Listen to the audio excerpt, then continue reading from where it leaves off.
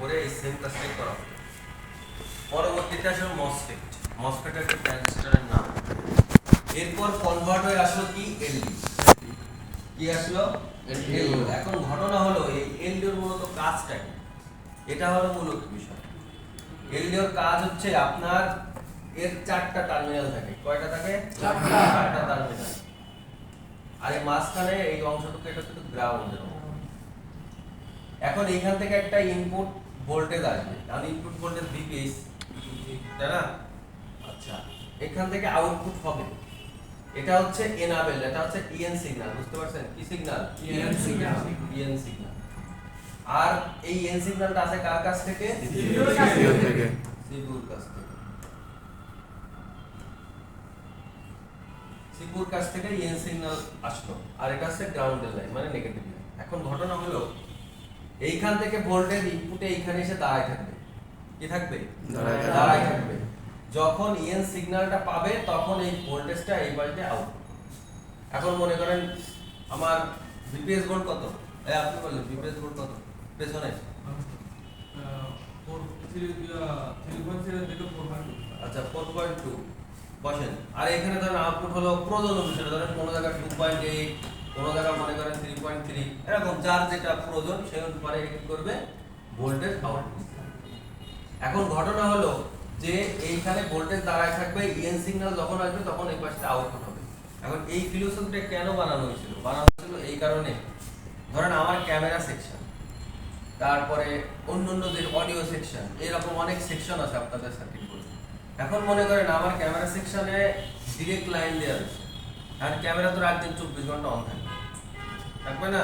তাতে আমার কি ব্যাটারি ড্রেন হবে, ক্যামেরা সার্কিট জ্বলে যেতে পারে, ঝামেলা হতে পারে। অডিও সার্কিটে সেম একই কেস। ও জায়গাও যদি লাইন দিয়ে থাকে সারাদিন গান বাজবে, তাই না? ধরেন ডিসপ্লে সেকশনে নেই, ডিসপ্লে সারাদিন চলে থাকলো। বুঝতে পারছেন? অর্থাৎ এইটা ব্যবহার করা হয়েছে এই কারণে, যখন আমার প্রয়োজন, ধরেন আমার এখন ক্যামেরা প্রয়োজন, আমি স্ক্রিনের পরে ক্যামেরা অ্যাপসকে চাপ দিচ্ছি, দিলে টাচ থেকে একটা সিগন্যাল এই সিপিইউর কাছে চলে যায় যে ভাই এখন আমার ক্যামেরাটা ওপেন করে দাও।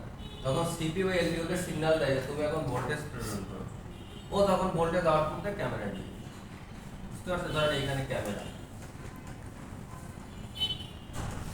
এটা আছে মনে করেন ক্যামেরা, তখন ক্যামেরাকে ও কি ভোল্টেজ দিল, তখন ক্যামেরা অন। আবার যখন লাইট বন্ধ করে দিলেন আবার ভোল্টেজ এই সিগন্যাল দিল অফ।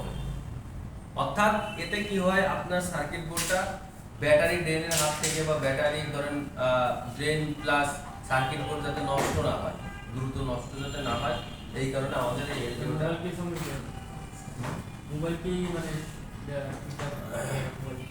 পুরোটা মোবাইল ঠিক থাকে বলতে কি অবশ্যই ঠিক থাকে, কারণ ধরেন আপনার ক্যামেরা অডিও সারাদিন সব সেকশন অন, তখন আপনার ব্যাটারি বেশি ড্রেন হবে, আর বেশি ড্রেন হলে কি সার্কিট বোর্ড হিট হবে না?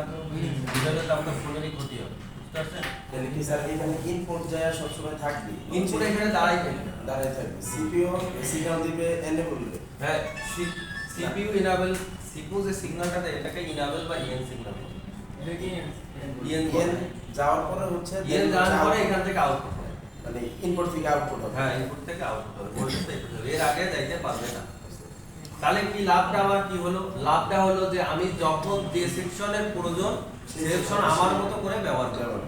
বিষয়টা বুঝতে পারছেন? এখন আমাদের সার্কিট বোর্ডে কিন্তু অনেক জায়গায় এলডিও থাকে।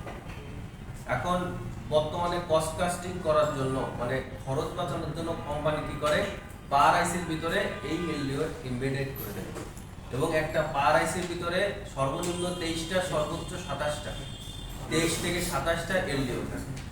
বুঝতে পারছেন?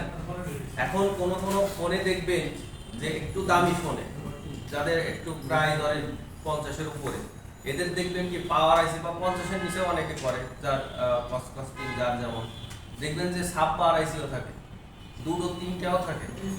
এখন এটা কেন করে? পার আইসির ভিতরে 23টা থেকে 27টা এলডিও থাকে, অর্থাৎ ওরা এলডিও সংখ্যা বাড়ানোর জন্য এই কাজটা করে। আর এলডিও সংখ্যা বাড়াইলে কি হবে বলেন? এলডিও সংখ্যা বাড়াইলে আপনার সার্কিট প্রোডাক্টটা পুরো স্মার্ট হয়ে যাবে। কেন?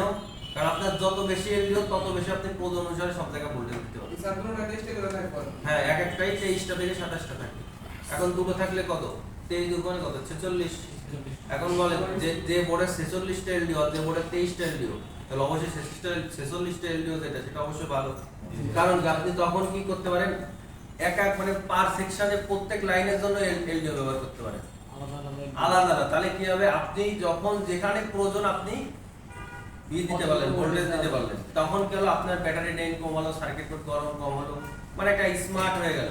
বুঝতে পারছেন? হ্যাঁ বলে যদি সেকেন্ডারি যে পাওয়ার আইসি থাকে তাহলে সেক্টর ডেড হয়ে যায় না কি ওই সেকেন্ডারি আর কি পাওয়ার আইসি যে অবশ্যই ডেট হবে, ডেড হয়ে যায় 100%। একটা কিছু হলেই ডেট হয়ে যাবে। বুঝতে পারছেন? ওটা তো সেন্ট্রাল লাইন। ওই দেখছেন আপনারা, আপনারা তো জানেন না, নেটওয়ার্কের একটা টপিক আছে, এটা এখানে না, যারা নেটওয়ার্ক ইঞ্জিনিয়ারিং করে তারা জানে।